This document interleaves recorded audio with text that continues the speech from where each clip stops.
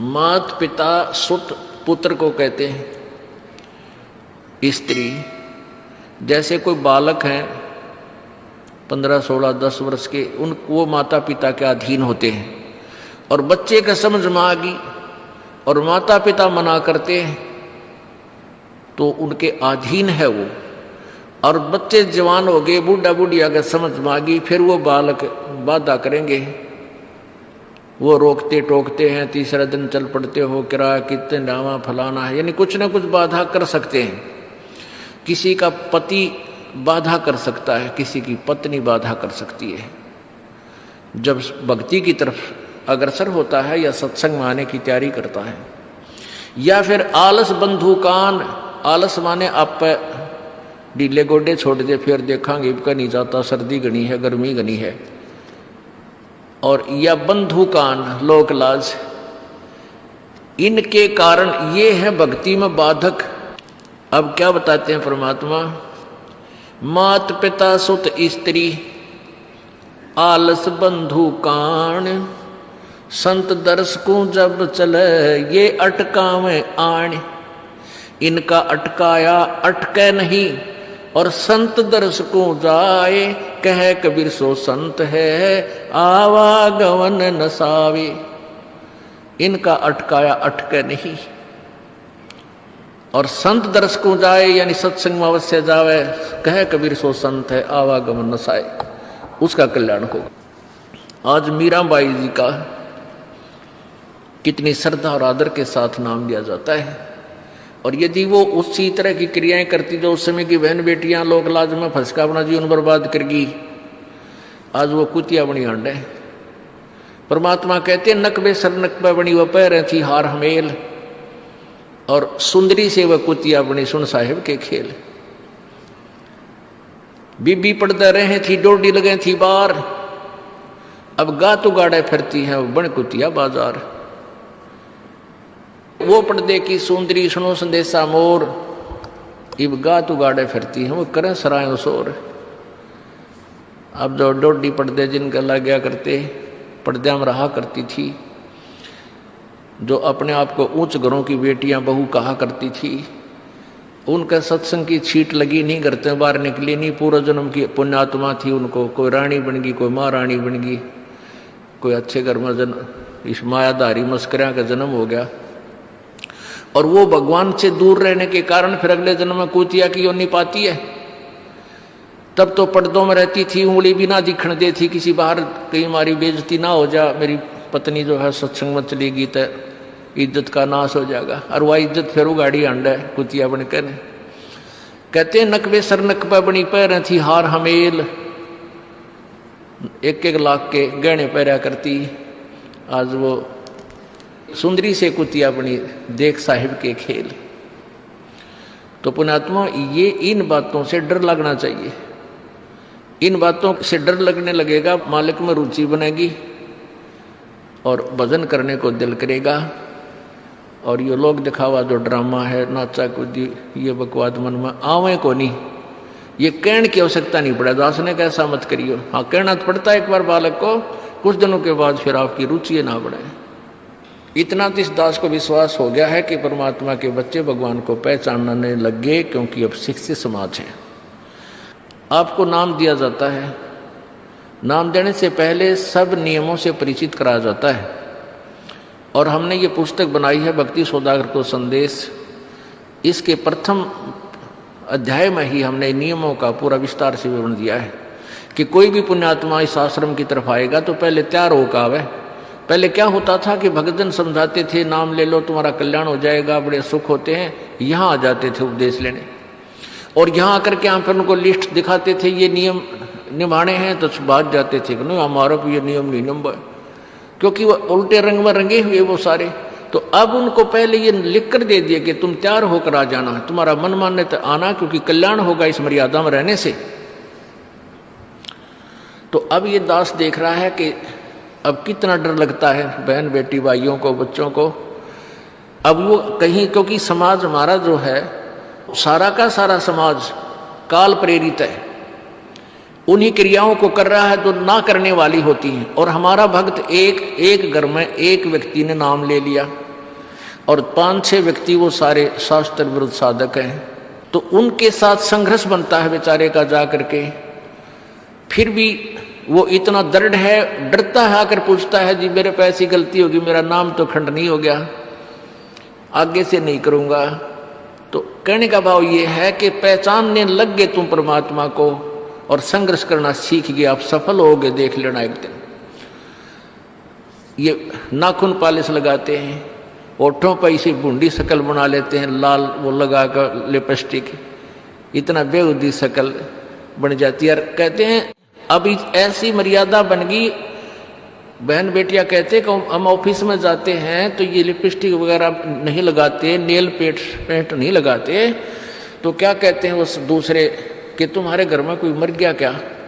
अरे थारा गजब भैया, ये बकवाद करने तो सारे जी जाओगे तुम, अकल खत्म होगी। यानी एक मर्यादा बन गई, जो ऐसे उल्टे काम ना करे उसने हे समझन लागे। निरंजन धन तेरा दरबार जहां तनिक नहीं न्याय विचार, सारे उल्टे काम में राजी रहे।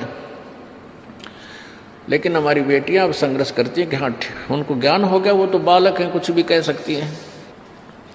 तो अब हम सबको बताते हैं ये ऐसा नहीं करना, क्योंकि पहले हमारा ज्ञान गांव में ज़्यादा चला था। इस दास ने गांव गांव में जाकर प्रचार किया, तो वहाँ तो ये था को ना लिपस्टिक का फंड था, ना कोई नाखून पालिश लाया करती, मेहंदी मुंदी ला लेती, त्योहार हो वो भी मना कर दिया हमने, समझा दिया कि इसका कोई फायदा नहीं है, अपना भक्ति करो। तो वो तो सब एक साधारण सी बात ही छोड़ छाड़ दी। अब शहरों में फैल गया परमात्मा का जो ज्ञान है। अब शहरों से जो बेटियां आती हैं वो सारे तो नाखुना निशी बुरे हालत सनाए पाओगी। और इधर बिहार में तो और बेगन हो रहा कति बुढ़ी बालक सारे लाल ये नाखुना न कति जो कुसुती तरह पेंट करके लाओगे, नो चमकान दे। अब इनको समझाना पड़ता है कि ये नहीं करोगे तो मान जाते हैं कि नहीं आगे नहीं करेंगे हम, क्योंकि इनकी आवश्यकता भी क्या है। भगवान ने जो कितने सुंदर नाखून पहले बना के दे रखे, इन पर क्या फायदा और बकवाद करने की। तो मालिक ने जो अंग दे रखे हैं वो बहुत अच्छे बना के दे रखे हैं, इसमें हमको फेरबदल करें, ये हमारी वो लोग दिखावा मेकअप है, इसकी हमें आवश्यकता नहीं। अब तो हम आपको बता रहे हैं, समझा रहे हैं पहली बार, फिर आप पे सियाने हो जाओगे, आपकी अब पर रुचि ना करे। जैसे नानक साहब कहते हैं, ना जाने काल की कर डारे किस विध डल जा पासा वे, जिना के सरते मौत खड़क दी उन्होंने के डांसा वे। अब प्रसंग था कि साध मिले साड़ी शादी होंगी और बिछड़ जा दिलगिरी वे, अख दे नानक सुनो जहाना ये मुश्किल हाल फकीरी वे। तो नानक साहब क्या बताते थे कि तुम जाते हो यहाँ से सत्संग सुनकर और वहाँ आप ऐसे समाज में जाते हो जो सब काल प्रेरित होकर के वो साधनाएं, वो क्रियाएं, वो ड्रामाबाजी करता है, जिससे मुझे डर लगा रहता है कि कहीं आपकी क्रियाएं भंग ना हो जाएं और आप काल के मुंह में चले जाओ। जब तुम वापस आ जाते हो तो मुझे बहुत खुशी होती है कि परमात्मा के बच्चे काल के जाल से बचे हुए, तो उस दिन खुश होता हूं मैं। और तुम चले जाते हो तो मेरी एक तो वो ज्ञान कि यहाँ काल का लोक है, ना जाने कब जाना पड़ जावे, इस कारण से डर से अपनी भक्ति करता रहता हूं। और एक तुम्हारी भी चिंता खाती रहती है कि कहीं काल के जाल में ये बालक फिर ना फंस जाए। तुम वापस आ जाते हो एज इट इज, तो फिर मेरी खुशी का ठिकाना नहीं रहता। साध मिले साड़ी शादी होंगी, साध यानी साधु संत, ये भक्त आप साध हो, साधु माने जो साधना कर रहा है, और साधु सोए जो सीधा चाल है, यानी जो और लोग दिखावा बकवाद नहीं करता, शराब मांस तम्बाकू नहीं पीता और मेकअप वगैरह शरीर के वापस जरूरत नहीं। कहते पति भरता भावानी चोम चटक श्रृंगार, जो पति भरता यानी जिसने केवल अपने पति से ही लगा हुआ है, फिर उसने बकवाद करने की क्या आवश्यकता है। तो कहने का भाव यह है कि हम सच्चे ढंग से जब लगेंगे, फिर हमने अब पे इच्छा ना हो किसी वस्तु की।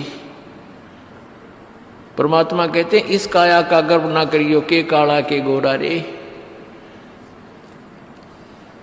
और बिना भजन इसका कुछ काम ना आवे, चाहे एतर छड़को चारों ओरा रे।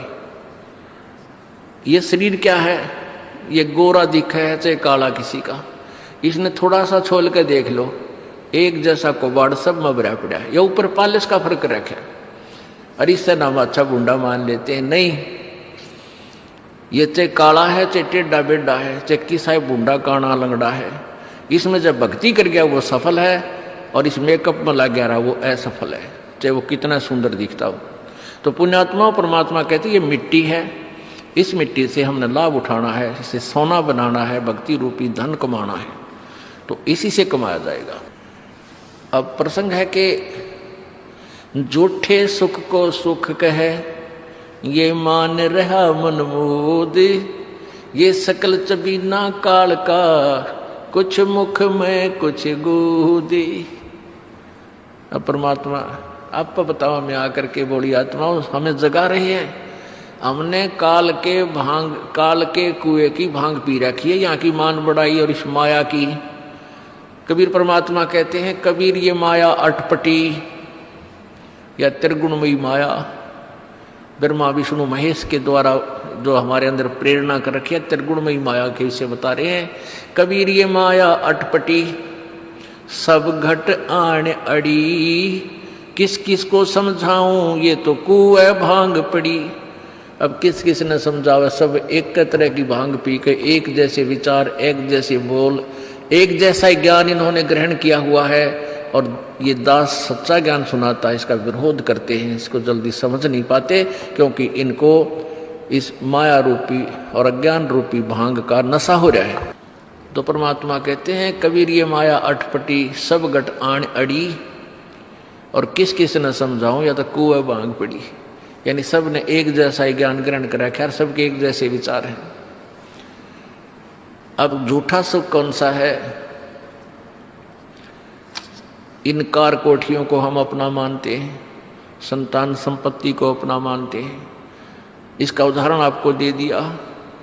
परमात्मा कहते हैं, राम नाम कड़ुआ लगे और मीठे लागे दाम, दुविधा में दोनों गए भाई, माया मिली ना राम। माया तो मिले को नहीं। यानी मान लीजिए आपके पास अरबों संपत्ति, अरबों हो भी गई, तो वह तेरी नहीं। आपको 2-4 रोटी सुबह, 4 रोटी शाम है, और 1 वर्ष में गणे 4 कपड़े, कुर्ते पजामे बहुत, 1 वर्ष में खत्म। आप पाटे को नहीं, ऐसा काम रह रहा आजकल। और 2 जोड़ी चप्पल, कुर्ते, जूते, और 1 खाट का स्थान, 1 चारपाई आ जा, गणित 2 आ जा, जितने एक परिवार, एक व्यक्ति को 1 चारपाई। कहने का भाव यह कि ऐसा सीमित सा मकान, इतने की आवश्यकता आपको है, और बाकी पैसा आपके पास, उसने के सिर में मारोगे, क्या करोगे उसका? अब या तो किधर बकवादा में लावेगा, किधर शराब पीवेगा, कि तो और कोठी खरीद कर गिर देगा, उस पर कोई कब्जा कर लेगा, फिर लट्ठा मुकदमे होंगे, या कोई ले लेगा रिश्तेदार या कोई मित्र बनकर, फिर देखो ना, फिर खेचा तानी रात ने नींद आओ ना, वह रखेगी बेगन में पात्रे, वो माया तने जीर्ण नहीं दे। और माया तो परमात्मा कहते हैं इस जीव की सबसे बड़ी शत्रु है, जो भगवान से दूर करे। अभी झूठे सुख को सुख मान लिया, कार कोठी होगी, बढ़िया व्यापार बिजनेस या कोई नौकरी होगी, तो भगवान से 100 कोस दूर है वो प्राणी। कोई एक आध पुण्यात्मा इसे प्रेरणा होकर आ जाता, वो तो फॉर एग्जाम्पल होते हैं। तो परमात्मा कहते हैं इसे सुख का आग लगे जो भगवान से दूर करे। परमात्मा कहते हैं वो दुख अच्छा हमारे लिए जो परमात्मा के चरणों में हमें लगाए रखे। कबीर साहब कहते हैं, सुख के माथे पत्थर पड़ो जिससे नाम देते जावे, और बलिहारी वो दुख जो पल पल नाम रटावे। कि हे परमात्मा, इसे सुख की हमने जरूरत नहीं, जो भगवान से दूर करे। पत्थर पड़ो इसे सुख के ऊपर, और बलिहारी उस दुख के जो पल पल नाम रटावे।